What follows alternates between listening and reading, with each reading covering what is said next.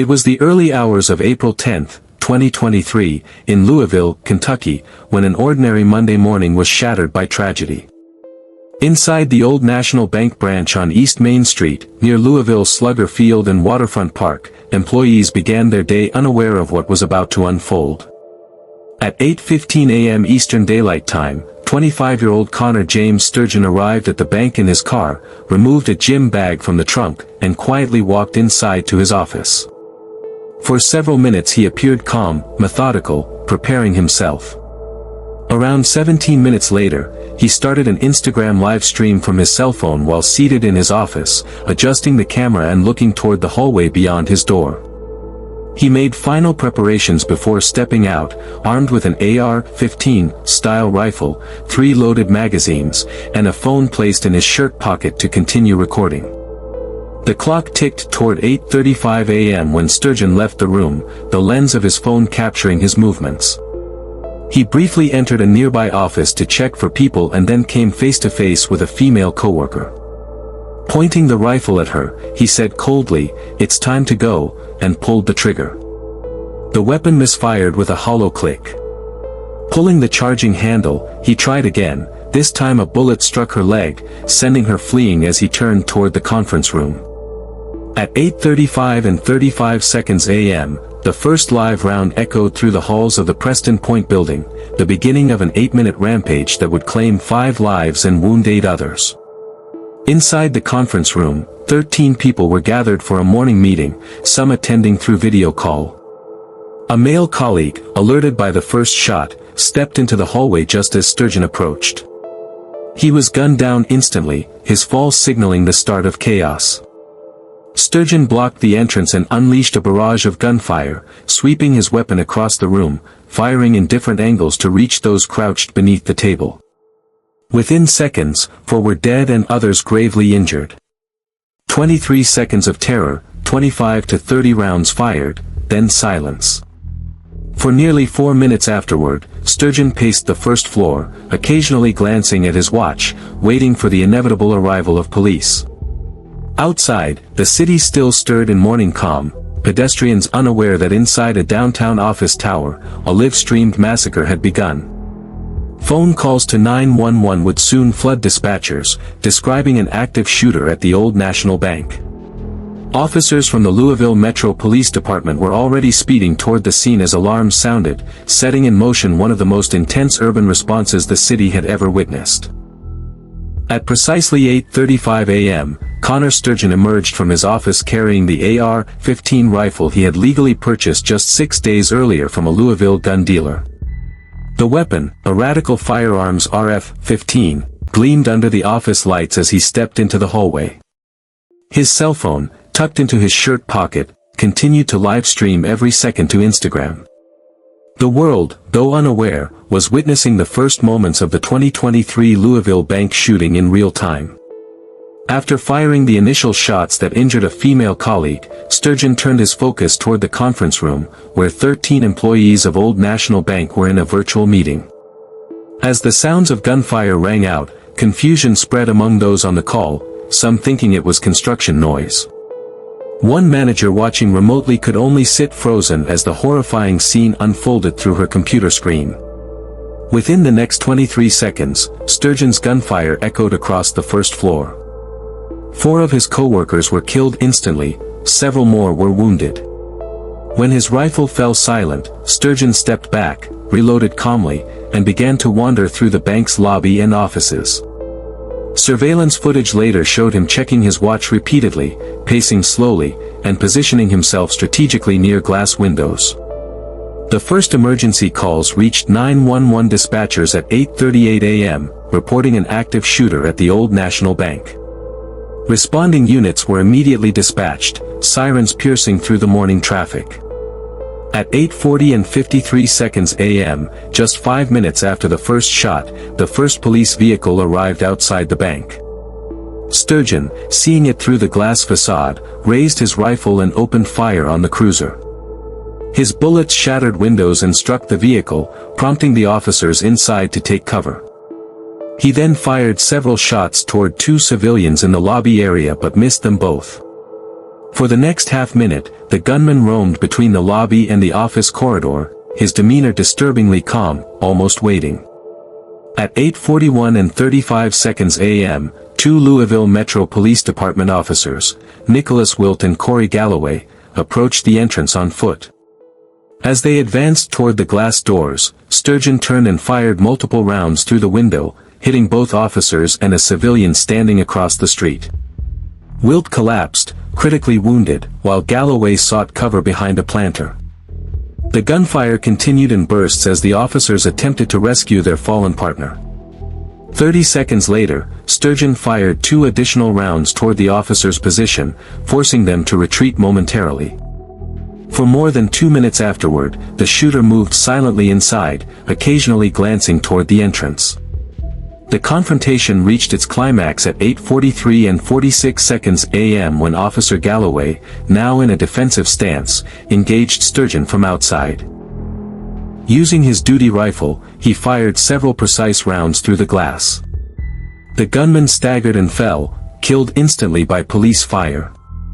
From the first shot at 8:35 to the final exchange at 8:43, the entire tragedy lasted just 8 minutes.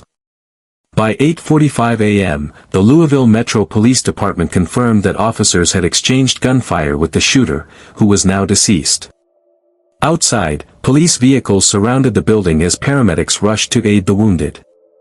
Civilians fled the nearby intersection, some ducking behind cars, others recording with trembling hands.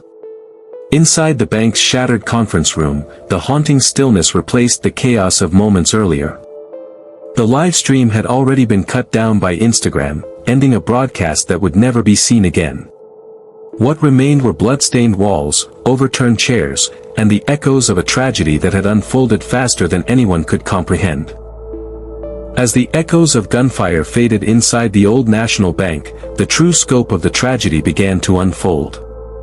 5 people were killed in the shooting, all of them employees who had arrived that morning expecting nothing more than another routine day at work.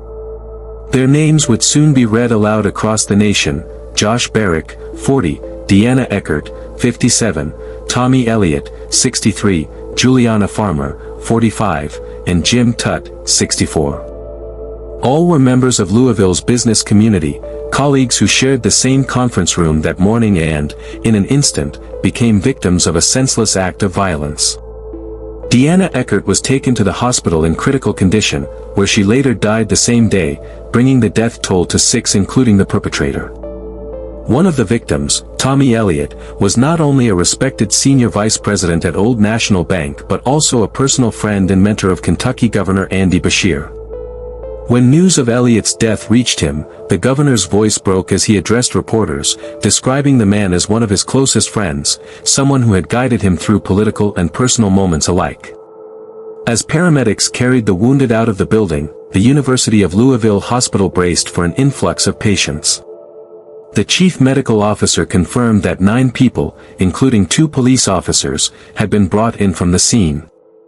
3 of them were released later that afternoon, their injuries non-life-threatening, while 3 others remained hospitalized in stable condition. The remaining 3, among them Officer Nicholas Wilt, were critically wounded and required emergency operations. Doctors fought to save Wilt's life through brain surgery after he was struck while responding to the shooter's gunfire. Outside the hospital, the city waited anxiously for updates. Across Louisville, shock rippled through offices, schools, and homes as residents realized the shooting had occurred in one of the city's most familiar landmarks. Messages of grief and solidarity began appearing online, while co-workers who survived gathered together, many still wearing blood-stained clothing, recounting the horror of what they had seen. They spoke of bravery and chaos, of people shielding one another beneath tables, of whispered prayers over the sound of bullets. In the hours that followed, a temporary memorial began to grow on the sidewalk near the bank's entrance. Bouquets of flowers, handwritten notes, and framed photos appeared beside candles that flickered long after sunset. The names of the dead were soon etched into public memory, each representing a family now facing unimaginable loss. Josh Barrick was remembered as a devoted husband and father who led youth programs at his church. Deanna Eckert, a longtime employee, was described as warm-hearted and tireless in her dedication to coworkers. Juliana Farmer, a mother of 4, had just recently become a grandmother. Jim Tutt, known for his humor and optimism, had been nearing retirement. And Tommy Elliott, the governor's friend, was mourned as a mentor who believed deeply in community service. These were not statistics or headlines, they were lives intertwined through friendship and work, cut short in moments of fear. Their stories, and the courage of those who survived, would become the emotional center of Louisville's grief. As night fell, the city skyline glowed faintly in blue light in tribute to the fallen, a gesture of mourning and solidarity. The next morning, flags across Kentucky were lowered to half-staff. For the families of the victims, the tragedy was only beginning. For the city, it marked another devastating reminder of how quickly ordinary moments can be destroyed by the pull of a trigger.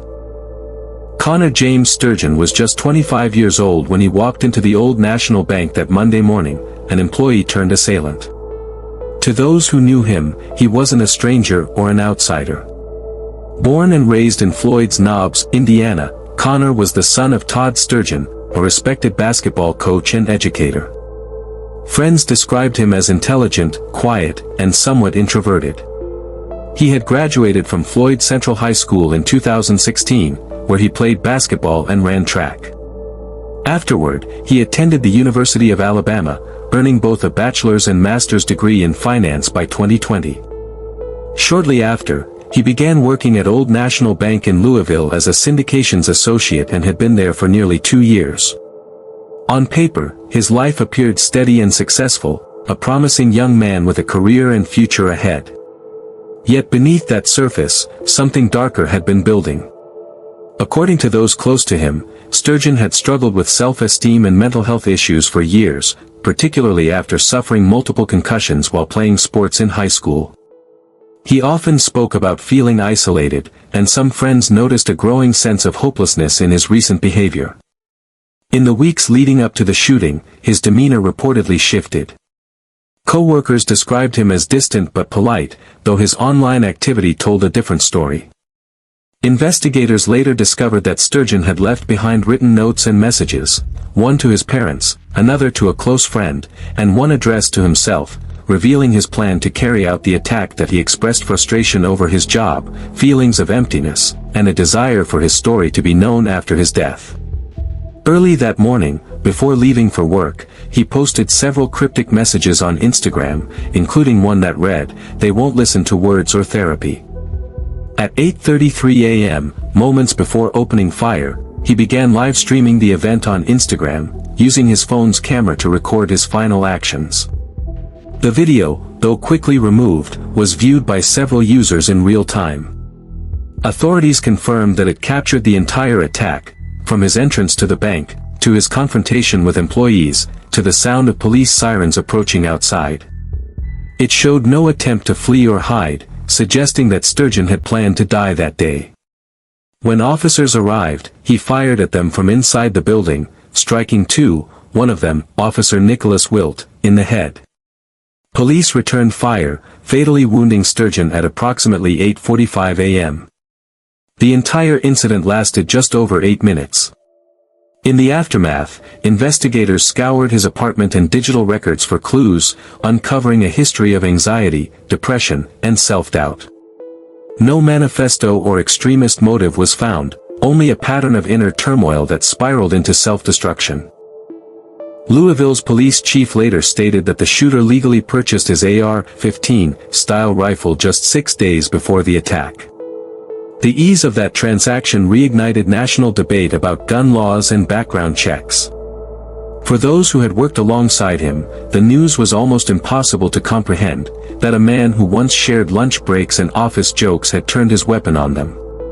In the days that followed, his family released a statement expressing sorrow for the victims and pleading for compassion toward all those affected, acknowledging that their son had caused unspeakable harm. Connor Sturgeon's story became another chapter in America's growing list of workplace shootings, a story not of hatred, but of a young man consumed by despair, whose breakdown ended in irreversible tragedy. At 8:38 a.m., the first 911 calls flooded Louisville Metro Police Dispatch. Reports came in of an active shooter at the Old National Bank downtown, multiple shots fired, people injured, some hiding inside.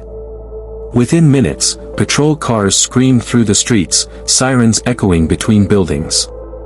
Officers Nicholas Wilt and Corey Galloway, both from the LMPD's 1st Division, were among the first to arrive, just moments after the shooting began. Their body cameras would later capture the harrowing sequence of events that followed. As they pulled up outside the bank, the sound of gunfire erupted from within, echoing off the marble walls. Galloway, a seasoned officer, quickly assessed the scene while Wilt, just 10 days out of the police academy, followed closely behind. The shooter's rifle cracked again, bullets shattering the front glass.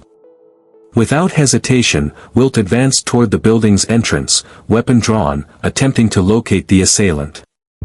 A single round tore through the glass and struck him in the head, sending him collapsing to the ground. Galloway ducked behind a concrete planter, calling out for backup while radioing, "Officer down.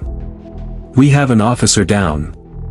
The air was filled with chaos, alarms blaring, officers shouting, civilians screaming in nearby offices. For several agonizing minutes, Galloway held his position, pinned down by gunfire, unable to reach Wilt. Additional units arrived, forming a perimeter as they coordinated their entry. Inside, Sturgeon moved between the lobby and conference room, firing sporadically at the police through the shattered windows. Then, a brief silence. Galloway seized the moment. He repositioned himself behind a staircase pillar, scanning for movement, spotting Sturgeon's reflection in the glass. He aimed and fired several controlled shots. The shooter fell instantly, his weapon dropping beside him. The time was approximately 8:45 a.m., less than 9 minutes after the first shot was fired. Officers rushed inside, dragging Wilt to safety while clearing the building room by room. Paramedics waiting outside loaded the wounded officer into an ambulance, racing him to the University of Louisville Hospital for emergency surgery. Galloway, visibly shaken but composed, radioed the all clear, suspect down. Scene secure. The immediate danger was over, but the devastation remained. SWAT teams and federal agents soon arrived, followed by Mayor Craig Greenberg and Chief Jacqueline Gwynn Villaroel.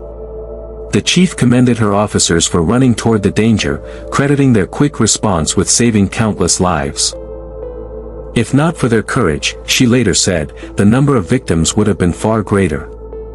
Footage from Galloway's body camera was later released to the public, showing the terrifying speed and bravery of the response, a reminder of how quickly ordinary men and women in uniform are forced to make life-or-death decisions. Across the city, citizens gathered outside police headquarters to leave flowers and messages for Officer Wilt, praying for his recovery. The police department, though heartbroken, found renewed pride in the heroism shown that day. Within 9 minutes, the shooter was stopped. Within hours, the city would begin to grieve. But for those who answered the call, the dispatchers, the medics, the first responders, April 10, 2023, would forever remain a day they could never forget. When the gunfire ceased and the last ambulance pulled away, Louisville was left with a silence heavier than the chaos that had filled its streets. The old National Bank building, once a symbol of everyday life, became a crime scene surrounded by flowers, candles, and trembling hands holding photographs. In the hours that followed, news of the tragedy spread across the country. Television anchors repeated the same chilling words, "Another mass shooting in America." Governor Andy Beshear, visibly emotional, stepped to the podium later that afternoon. His voice cracked as he spoke. This was not just a headline for him. He had lost a close friend, Tommy Elliott, one of the victims. "This is awful," he said. "I have a very close friend that didn't make it today. And I have another close friend in the hospital who I hope makes it through." His grief reflected that of an entire state. Mayor Craig Greenberg called it one of the darkest days in Louisville's history, urging the community to hold one another close. Across downtown, vigils began forming almost spontaneously. Strangers gathered with candles outside the bank, reading the victims' names aloud. churches opened their doors through the night for prayer and support. At the University of Louisville Hospital, officers stood guard outside the ICU, where Officer Nicholas Wilt fought for his life after emergency brain surgery. His fellow recruits, many of whom had graduated beside him just 10 days earlier, waited in silence, praying for a miracle. City landmarks glowed blue that evening in honor of the victims and police officers, while the Big Four bridge spanning the Ohio River was illuminated as a symbol of unity and mourning. Local businesses closed early, and public offices lowered flags to half-staff. Across social media, messages of grief and solidarity poured in from around the world, from the White House to small-town communities who had faced their own tragedies. President Joe Biden called for stronger gun laws, saying, "Too many Americans are dying every single day from gun violence. We have to do more." But for the families of the victims, political statements could not touch the pain they carried. Funerals were held over the following days, one after another. Streets filled with processions of patrol cars, headlights glowing in the rain. Inside the churches, pews overflowed with mourners wearing black ribbons. Colleagues spoke of kindness and laughter, of ordinary mornings that would never come again. In one service, a pastor's voice trembled as he said, "Evil walked into a place of work that day, but love will stay longer." Louisville, a city known for its warmth and southern charm, now shared the same wound that too many American towns had already endured. Mental health experts were brought in to counsel bank employees and first responders who had witnessed the carnage firsthand. The building itself remained closed for months, its glass repaired, its walls repainted, yet inside, the memories lingered. Each April, flowers continue to appear on the steps of 333 East Main Street, left quietly by those who refuse to forget. The story of April 10, 2023, became not only a reminder of loss but also of resilience, of a community that chose compassion over hatred, solidarity over fear. Louisville would heal, slowly and painfully, but it would heal together. In the weeks after the Louisville bank shooting, the nation once again asked the same haunting questions: why, and how many more? News outlets replayed the footage, politicians debated laws, and the community of Louisville became a symbol of both sorrow and strength. Investigators confirmed that Connor Sturgeon had legally purchased his AR-15 rifle just 6 days before the attack, a chilling reminder of how easily tragedy can be armed. His notes revealed a message he wanted the world to hear, a plea about gun access and mental health that had turned into horror. In June 2023, the bank reopened at a new location, while the old building stood as a silent memorial. Each anniversary since, families returned to lay flowers where their loved ones once worked, their names now engraved in bronze plaques downtown. Across America, conversations on gun reform flickered again, brief but passionate, before fading into the noise of politics. Yet, for Louisville, the memory never faded. It became a lesson in compassion, community, and courage, proof that even in the darkest acts of violence, the human spirit can still find light. A year has passed, but the echoes of that morning still linger in Louisville's air. Each April, the city gathers in silence, families, survivors, police officers, standing shoulder to shoulder where the tragedy unfolded. They light candles, say names, and promise never to forget. The old National Bank now stands reborn, its walls painted fresh, yet every beam seems to hold a story. For many, the scars remain invisible, the co-workers who survived, the first responders who remember every sound. Still, out of grief came unity. The community began funding mental health outreach programs and survivor support networks, ensuring that no one would face their pain alone. Across America, people who had never heard of Louisville before now speak its name with compassion. The story of April 10, 2023, is not just about loss, it's about what survived, empathy, courage, and hope.